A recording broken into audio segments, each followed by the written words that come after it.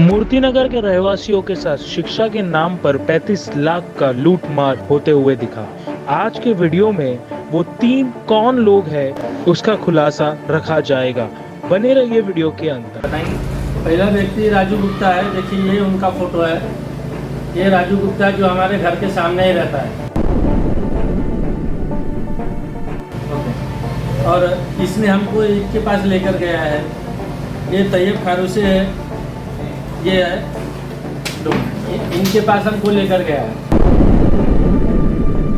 बोला ये हमारा दोस्त है और इनका बहुत पहचान है। जो है इन्होंने आपका एडमिशन जो है कि बच्चे का करा देंगे। ये दोनों मिलके फिर हमें यहाँ लेकर गए। ये रमेश नाना साहब रोकड़े हैं, इनके पास लेकर गए।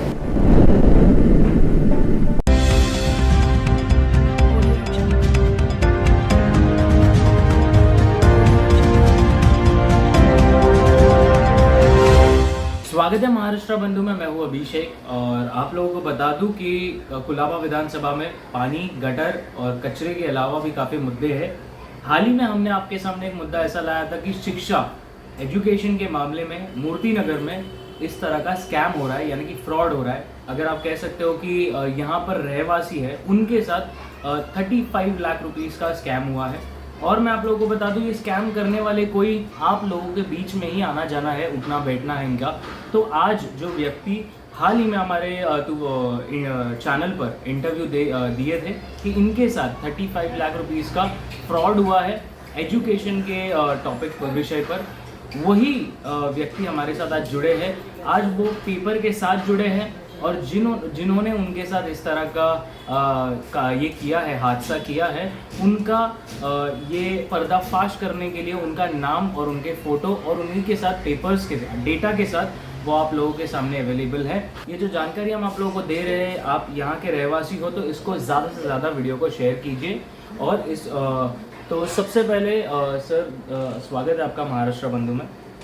और मुझे आपसे ये पूछना है कि ये जो आपने बोला था हाल ही में हमारे चैनल पर कि आपके साथ 35 लाख रुपीस का जो फ्रॉड हुआ है आपके बेटे के एजुकेशन के विषय पर, लोगों को, जो हमारे दर्शक हैं, उन लोगों को, काफ़ी लोगों को ऐसा लगा कि वो आप जो बोल रहे हो वो सच बोल रहे हो या गलत बोल रहे हो।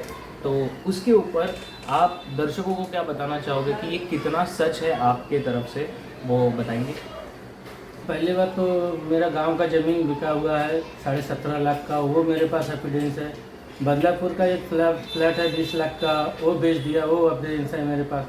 और मैंने जिनसे ब्याज से पैसा लिया हूँ, वो अभी भी मैं ब्याज भर रहा हूँ, वो भी मेरे पास पूरा सबूत है।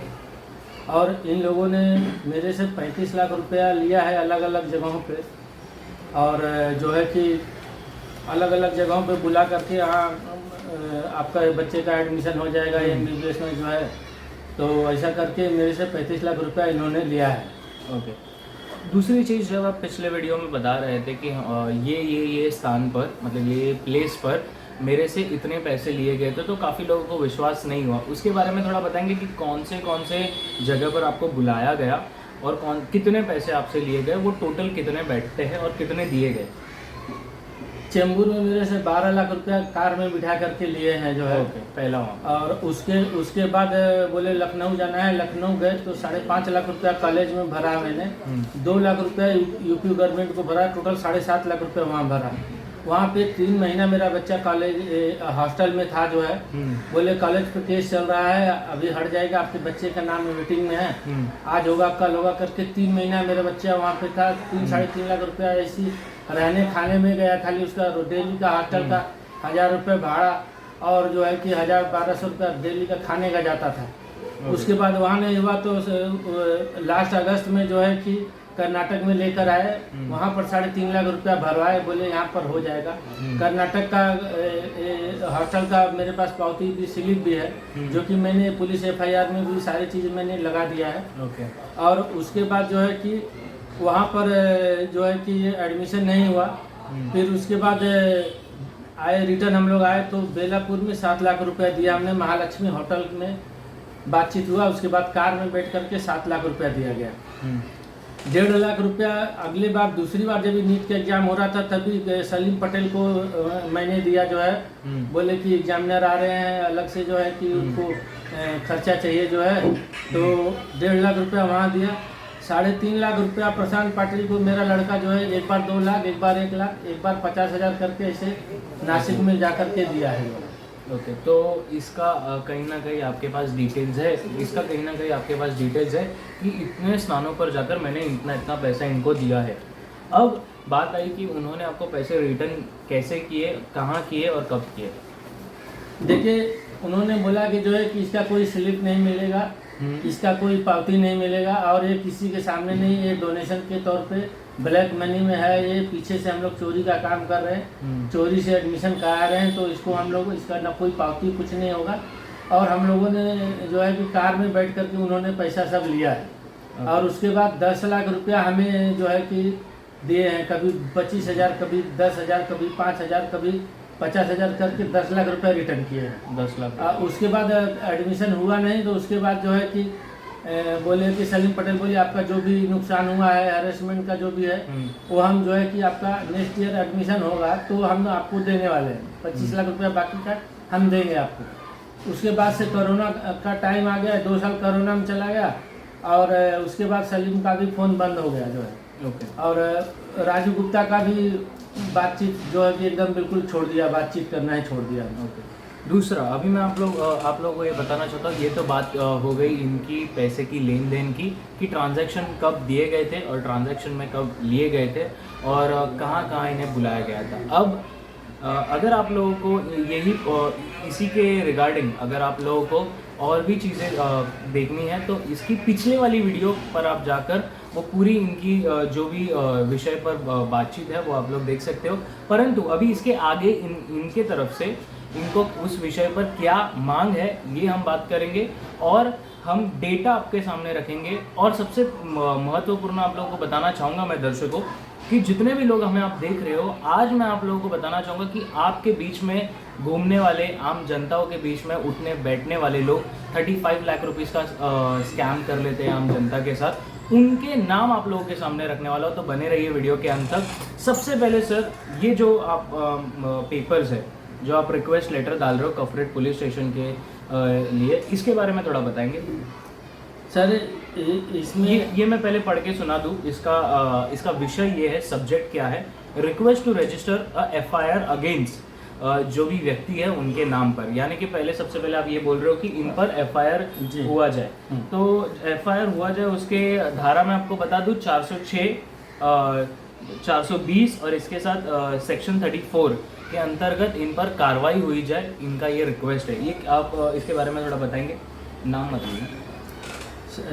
मेरा यही कहना है कि जो भी है, हमने जो भी कपरेट पुलिस चौकी में जो भी मैंने दरखास्त डाला है, प्रशासन से यही मेरा रिक्वेस्ट है कि जो है कि दोषियों पर कड़ी से कड़ी कार्रवाई करें, और मेरा जो भी पैसा इन्होंने लिया है वो मुझे वापस किया जाए। मेरी आर्थिक स्थिति बहुत ही दयनीय है, और मैं हाथ जोड़ के प्रशासन से और जो लोग मेरा वीडियो देखेंगे उनसे यही रिक्वेस्ट है कि ऐसे लोगों को जो है कि कड़ी से कड़ी सज़ा की दी जाए, और ताकि और कोई पेरेंट्स और कोई माँ बाप मेरी तरह जो मैंने तकलीफ़ें उठाई हैं, 3 साल जो है कि पूरा इंडिया हमको घुमाया गया है, लखनऊ से लेके कर्नाटक से लेके सांगली और जो है कि नागपुर, पूना, नासिक, हर जगह घुमाया गया है। 3 साल मेरे बच्चे का पढ़ाई नुकसान हुआ, मेरी आर्थिक स्थिति एकदम से डमाडोल हो गई है। तो मेरी सबसे यही रिक्वेस्ट है प्रशासन से भी, और जो लोग मेरी वीडियो देख रहे हैं उनसे, कि जो है कि इनके ऊपर ऐसी कार्रवाई की जाए ताकि ये लोग किसी से भी फ्रॉड करने में 100 बार नहीं 1000 बार सोचे। तो आप लोग जिस तरह से देख रहे हो, इनके साथ इस तरह का फ्रॉड हुआ है, वो उनकी बातें आप लोगों के सामने रख रहे हैं, बहुत इमोशनल है। परंतु मैं आप लोगों को ये बताना चाहूँगा कि अगर आप लोगों को इस पर सीरियस इस विषय को आप देख रहे हो, तो इस वीडियो को शेयर कीजिए, तो ही इनकी आवाज़ उठेगी। नहीं तो ये जिस तरह से जितने लोगों के पास मदद मांगने गए थे और इतने सालों से इनकी जो आवाज़ दबी थी, वो दबी ही रह जाएगी। आप इन वीडियो को शेयर कीजिए। और दूसरी बात मुझे बताइए, सबसे महत्वपूर्ण, किन लोगों ने आपके साथ फ्रॉड किया, आप उनके नाम बता सकते हो। सबसे पहले दर्शकों मैं आप लोगों को बताना चाहूँगा कि किन लोगों ने इनके साथ मिलकर इस तरह का स्कैम किया है शिक्षा के विषय पर, एजुकेशन के मैटर पर, उनके नाम ही आप लोगों के सामने रख रहे हैं। तो सर पहला व्यक्ति कौन है आप बताएंगे? पहला व्यक्ति राजू गुप्ता है। देखिए ये उनका फोटो है। ये राजू गुप्ता जो हमारे घर के सामने ही रहता है। ओके। और इसने हमको इनके पास लेकर गया है। ये तैयब खारूसे है, ये है, इनके पास हमको लेकर गया है। तो बोला ये हमारा दोस्त है और इनका बहुत पहचान है, जो है इन्होंने आपका एडमिशन जो है कि बच्चे का करा देंगे जो है। तो दर्शकों आप लोग ने देखा कि सबसे पहले व्यक्ति है ये राजू गुप्ता जी, और रिक्वेस्ट लेटर पे इनका भी नाम है कि इन पर भी कार्रवाई की जाए कि इन्होंने इतना 35 लाख रुपीस का रकम इनसे लिया गया था। और इस व्यक्ति ने पर्टिकुलरली इनको इनके पास लेके गया। आप किसका नाम ले रहे थे? इनका तैयब खारूसे इनके पास ले गया। ये तैयब खारूसे के पास लेके गया और ये दोनों मिलके फिर हमें यहाँ लेकर गए। ये रमेश नाना साहब रोकड़े हैं, इनके पास लेकर गए। बोले हम इनका जो है कि एडमिशन करा देंगे करके। तो ये नाना रोकड़े जी है और इनके राजू गुप्ता जी और तैयब जी ने मिलकर इनको इस व्यक्ति के पास लेके गया कि आपका काम हो जाएगा। बट इस तरह का फ्रॉड इनके पास लेकर जाकर हो रहा है। ये तीन ही व्यक्ति थे। इनके बाद एक और है सलीम पटेल, जो है कि उन्होंने नाना साहब ने सलीम पटेल से मिलवाया था। सलीम पटेल, हाँ, ये खार घर में रहते हैं, कांदा कॉलोनी में। ओके। तो इन 4 लोगों ने आपके साथ मिलकर इस तरह का काम किया है। जी। तो आप लोग जैसे देख रहे हो 3 व्यक्ति का फोटो आप लोगों के सामने है। अगर प्रयास करेंगे तो चौथे का भी आप लोगों के स्क्रीन पे आता होगा। ये मुझे बताइए कि इन जो आप बता रहे हो नाना रोकड़े जी ने आपके साथ क्या बात किया उसके बारे में थोड़ा बताइए, क्योंकि वो आपका एडमिशन करने वाले थे। ये पॉलिटिशियन में है। इन्होंने बोला कि जो है कि हमारा बहुत अच्छा पहचान है, आप टेंशन मत लो, आप पैसे दो और हम एडमिशन करा देंगे जो है। तो इन्होंने सलीम पटेल के पास लेकर गया है और उसके बाद जो है कि यहाँ पर जो है कि नागपुर में भी हमारे साथ करीब 1 हफ्ता तक थे हमारे साथ। और इन्होंने जो है कि बोला कि एडमिशन हो जाएगा, लेकिन खाली बस ये मुंह का बोला ही है, खाली आश्वासन ही ऊपर ऊपर देते रहे और मुझे ऑल इंडिया घुमाते रहे और मुझे मेंटली हरेसमेंट करते रहे हमारा। तो सब लोगों का पर्टिकुलरली सब व्यक्तियों का आपके सामने फोटो हम लोगों ने रखा है।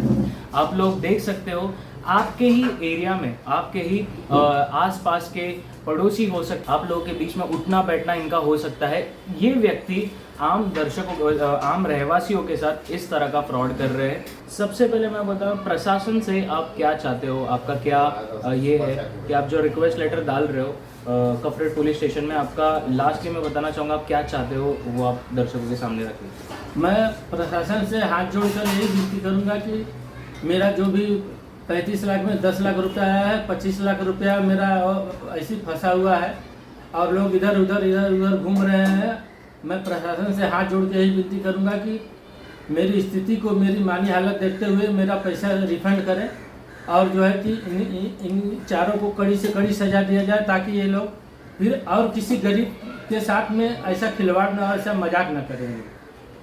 और इन्हीं के साथ हम भी ये दरख्वास्त करना चाहेंगे कि जो विषय आपके सामने रखे, अगर कफरेट पुलिस स्टेशन तक की ये बात जा रही है तो ये जो रिक्वेस्ट लेटर आपके पास डाले हैं सर, जो डिस्पैच इन्होंने 7 तारीख को किया है, इस पर इसके अंतर्गत 402 और 420 के धारा पर इन पर कार्रवाई की जाए, ये हमारी तरफ से भी रिक्वेस्ट है।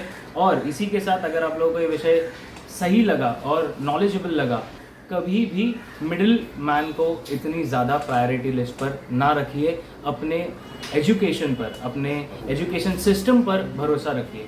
बने रहिए महाराष्ट्र बंधु के साथ, जुड़े रहिए, हम आपके साथ ऐसे ही बने रहेंगे, आवाज़ उठाते रहेंगे आप सभी का।